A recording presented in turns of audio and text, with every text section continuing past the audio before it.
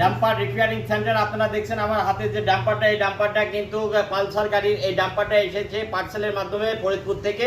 এই ডাম্পারের টেম্পারেজটা আমি খুলেছি, দেখুন যে কোনো রকম কোনো টেম্পারেজ নাই, একদম ইজি। এরকম কিন্তু হবে না, আমি চাপ দেবো আস্তে আস্তে উঠবে।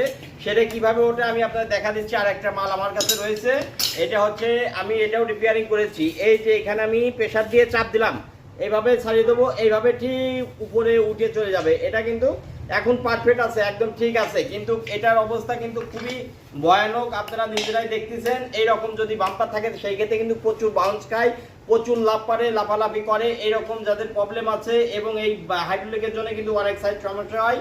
গাড়ির যেমন আপনি চালা যাচ্ছেন, আপনার পিছনের চাকা বাড়ি বাড়তেছে, ভাঙাই পড়লে পরে চাক বাড়ি বাড়ি ঘুরিয়ে যাচ্ছে, সরিয়ে যাচ্ছে, ছড়াত ছড়াত করে শব্দ হচ্ছে, চেনের ভিতরে চেন মনে হচ্ছে ভাঙিয়ে চুরিয়ে যাচ্ছে। এই ধরনের যাদের রোগ বালাই আছে তারা হাইড্রোলিক উপর চাপ দিবেন। আমার একটা ভিডিওতে আমার পেজে আছে, দেখবেন যে হাইড্রোলিকে চাপ দিচ্ছি, বাউন্স খাচ্ছে, বাউন্স খাইয়ে হাইড্রোলিক আপ ডাউন করছে, লাফাচ্ছে, প্রচুর পরিমাণ লাফাচ্ছে। এইরকম যদি কোনো প্রবলেম হয় তাহলে অবশ্যই আমাদের কাছে আসবেন এবং আমরা কিন্তু এই হাইড্রোলিকগুলো রিপেয়ারিং করি। এই হাইড্রোলিকের কোনো রকম কোনো প্রেশার নাই এবং এই হাইড্রোলিকের কিন্তু স্পট পড়া আছে। এইখানে দেখুন যে স্পট পড়া, এই হাইড্রোলিকের এই রডটা চেঞ্জ করে দেওয়া লাগবে। এই রডটা যদি চেঞ্জ না করি সেই ক্ষেত্রে কিন্তু আমার কাজ করেও লাভ হবে না। এই ক্ষেত্রে আমাদের কাছে এই রড আছে, এই রডটা আমরা নতুন ইনস্টল করে দেবো, তাহলে কিন্তু এই হাইড্রোলিকগুলো একদম ফ্রেশ